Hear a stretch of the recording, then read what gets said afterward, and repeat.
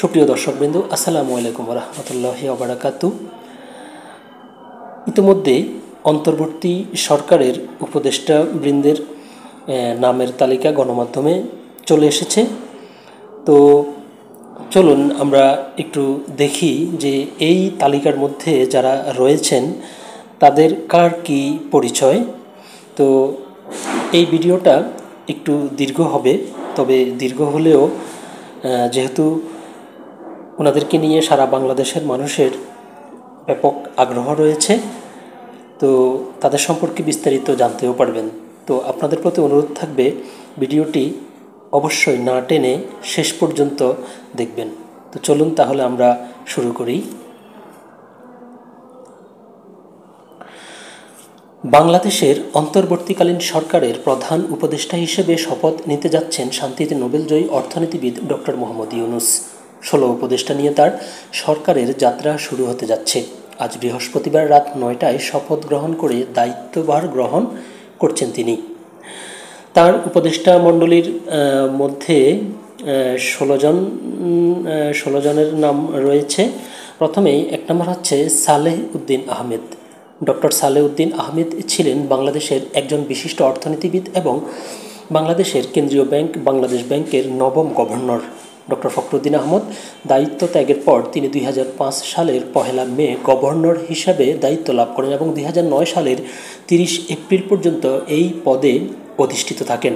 ব্রাহ্মণবাড়িয়া জেলার নবীনগর উপজেলার শ্রীরামপুর গ্রামে তার জন্ম। তিনি ঢাকা কলেজিয়েট স্কুল থেকে 1963 সালে এবং ঢাকা কলেজ থেকে 1965 সালে বিজ্ঞান বিভাগ থেকে যথাক্রমে এসএসসি ও এইচএসসি পাশ করেন। 1968 সালে ঢাকা বিশ্ববিদ্যালয় থেকে অর্থনীতিতে বিএ অনার্স পাশ করেন এবং 1969 সালে একই বিষয়ে এমএ পাশ করেন। 1970 সালে ঢাকা বিশ্ববিদ্যালয়ে অর্থনীতির লেকচারার হিসেবে যোগ দেন। তৎকালীন পাকিস্তানের কেন্দ্রীয় প্রশাসনে সিভিল সার্ভিস অব পাকিস্তান ক্যাডারে যোগ দেন। 1978 সালে কানাডার হ্যামিল্টন শহরে অবস্থিত ম্যাকমাস্টার বিশ্ববিদ্যালয় থেকে তিনি অর্থনীতিতে পিএইচডি ডিগ্রি লাভ করেন। তালিকার 2 নম্বরে আছে ডক্টর আসিফ নজরুল। আসিফ নজরুলের জন্ম 12 জানুয়ারি 1966। তিনি একাধারে লেখক, ঔপন্যাসিক, রাজনৈতিক বিশ্লেষক, সংবিধান বিশেষজ্ঞ ও কলামিস্ট। তিনি ঢাকা বিশ্ববিদ্যালয়ের আইন বিভাগের অধ্যাপক। আসিফ নজরুল ঢাকা বিশ্ববিদ্যালয়ের আইন বিভাগ থেকে 1986 সালে স্নাতক ও 1987 সালে স্নাতকোত্তর সম্পন্ন করেছেন। 1999 সালে SOAS School of Oriental and African Studies University of London থেকে তার পিএইচডি সম্পন্ন করেন। পরবর্তীতে জার্মানির বন শহরের এনভায়রনমেন্টাল ল সেন্টার থেকে তিনি পোস্ট ডক্টরেট ফেলোশিপ অর্জন করেন। তিনি School of Oriental and African স্টাডিজে একজন কমনওয়েলথ ফেলো হিসেবে কাজ করেছেন। ঢাকা বিশ্ববিদ্যালয়ে শিক্ষক হিসেবে যোগদানের পূর্বে 1991 সালে আসিফ নজরুল একটি বহুল প্রচারিত সাপ্তাহিক পত্রিকা বিচিত্রায় কাজ করতেন। তিনি কিছু সময় বাংলাদেশ সরকারের একজন সরকারি কর্মকর্তা ম্যাজিস্ট্রেট হিসেবে কাজ করেছেন।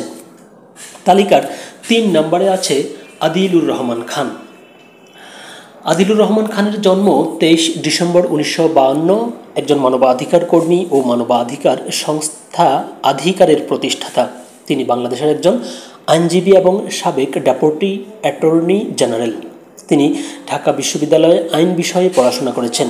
আদিলুর রহমান এবং সুশীল সমাজের অন্যান্য সদস্যরা 10 অক্টোবর 1994 সালে মানবাধিকার সংস্থা অধিকার প্রতিষ্ঠা করেন। তিনি বাংলাদেশ জাতীয়তাবাদী দল বাংলাদেশ জামায়াত ইসলামী সরকার কর্তৃক ডেপুটি অ্যাটর্নি জেনারেল নিযুক্ত হয়েছিলেন। 2013 সালে হেফাজতে ইসলাম বাংলাদেশ 2013 সালের শাপলা স্কোয়ার বিক্ষোভের সময় নেতাকর্মীদের অপসারণের অভিযানে নিহতের সংখ্যা সম্পর্কে বিভ্রান্তি ছড়ানোর জন্য খানের বিরুদ্ধে ঢাকায় একটি মামলা দায়ের করা হয়। তালিকার 4 নম্বরে আছে এএফ হাসান আরিফ। আইনজীবী এএফ হাসান আরিফ বাংলাদেশের সাবেক অ্যাটর্নি জেনারেল এবং ফখরুদ্দিন আহমেদের নেতৃত্বাধীন তত্ত্বাবধায়ক সরকারের উপদেষ্টা ছিলেন। তিনি 1941 সালে কলকাতায় জন্মগ্রহণ করেন। Arif Saint Xavier's college Kolkata থেকে তার মাধ্যমিক এবং উচ্চ মাধ্যমিক শিক্ষা সম্পূর্ণ করেন। তিনি কলকাতা বিশ্ববিদ্যালয় থেকে স্নাতক এবং এলএলবি ডিগ্রি সম্পূর্ণ করেন। হাসান আরিফ অক্টোবর 2001 থেকে এপ্রিল 2005 পর্যন্ত বাংলাদেশের অ্যাটর্নি জেনারেলের পদে অধিষ্ঠিত ছিলেন। তিনি জানুয়ারি 2008 থেকে জানুয়ারি 2009 পর্যন্ত বাংলাদেশের তত্ত্বাবধায়ক সরকারের আইন উপদেষ্টা ছিলেন। তালিকায় 5 নম্বরে আছে তৌহিদ হোসেন। মোহাম্মদ তৌহিদ হোসেনের জন্ম 1 ফেব্রুয়ারি 1955 সালে। তিনি একজন সাবেক পররাষ্ট্র সচিব। তিনি দক্ষিণ আফ্রিকায় বাংলাদেশের সাবেক হাইকমিশনার ছিলেন। তিনি ঢাকা বিশ্ববিদ্যালয় থেকে ইতিহাসে স্নাতকোত্তর সম্পন্ন করেন। তিনি 1981 সালে বাংলাদেশ ফরেন সার্ভিসে যোগদান করেন। তালিকা 6 নম্বরে সৈয়দা রেজওয়ানা হাসান। সৈয়দা রেজওয়ানা হাসানের জন্ম 15 জানুয়ারি 1968 সালে। গণপ্রজাতন্ত্রী বাংলাদেশ সরকারের বন ও পরিবেশ মন্ত্রণালয়ের পরিবেশ পুরস্কার এবং প্রথম বাংলাদেশি হিসেবে গোল্ড ম্যান এনভায়রনমেন্টাল প্রাইজ প্রাপ্ত এবং 2009 খ্রিস্টাব্দে টাইম সাময়িকীর হিরোজ অব এনভায়রনমেন্ট খেতাবপ্রাপ্ত বাংলাদেশি আইনজীবী ও পরিবেশকর্মী। তালিকা 7 নম্বরে মোহাম্মদ নাহিদ ইসলাম। নাহিদ ইসলাম কোটা সংস্কার আন্দোলনের অন্যতম সমন্বয়ক। তিনি বৈষম্য বিরোধী ছাত্র আন্দোলনের অসহযোগ কর্মসূচিতে তৎকালীন প্রধানমন্ত্রী শেখ হাসিনার পদত্যাগের এক দফা দাবি ঘোষণা করেন। নাহিদের জন্ম 1998 সালে ঢাকায়। তার বাবা শিক্ষক, মা গৃহিণী, ছোট এক ভাই রয়েছে তার। তিনি সরকারি বিজ্ঞান কলেজ থেকে উচ্চ মাধ্যমিক পাশ করেন। বর্তমানে তিনি ঢাকা বিশ্ববিদ্যালয়ে সমাজবিজ্ঞান নিয়ে পড়াশোনা করছেন। তালিকার 8 নম্বরে আছে আসিফ মাহমুদ সজীব ভূঁইয়া। আসিফ মাহমুদ সজীব ভূঁইয়া কোটা সংস্কার আন্দোলনের অন্যতম সমন্বয়ক। তিনি বৈষম্য বিরোধী ছাত্র আন্দোলনের অসহযোগ কর্মসূচিতে তৎকালীন প্রধানমন্ত্রী শেখ হাসিনার পদত্যাগের এক দফা দাবি ঘোষণা করেন। 9 নম্বরে ব্রিগেডিয়ার জেনারেল অবসরপ্রাপ্ত এম সাখাওয়াত হোসেন। এম সাখাওয়াত হোসেনের জন্ম 1 ফেব্রুয়ারি 1948 সালে। তিনি একজন সাবেক নির্বাচন কমিশনার।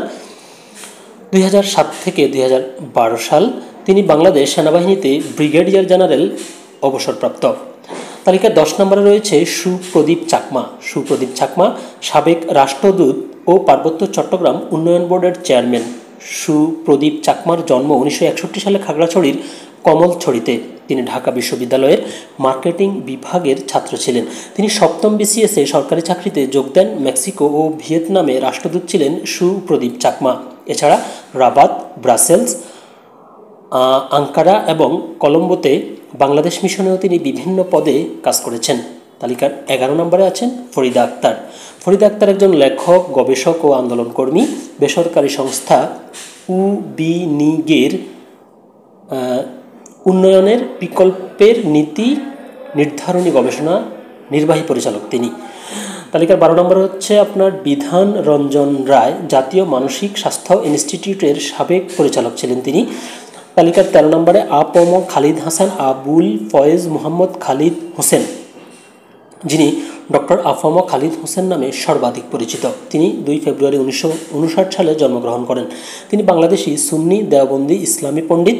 তিনি হেফাজতে ইসলাম বাংলাদেশের সাবেক নায়েবে আমির, ইসলামী আন্দোলন বাংলাদেশের শিক্ষা উপদেষ্টা, মাসিক আত তাওহিদের সম্পাদক, বালাগুশ সড়কের সহকারী সম্পাদক এবং আন্তর্জাতিক ইসলামী বিশ্ববিদ্যালয় চট্টগ্রামের Quranic sciences and Islamic studies বিভাগের অতিথি শিক্ষক।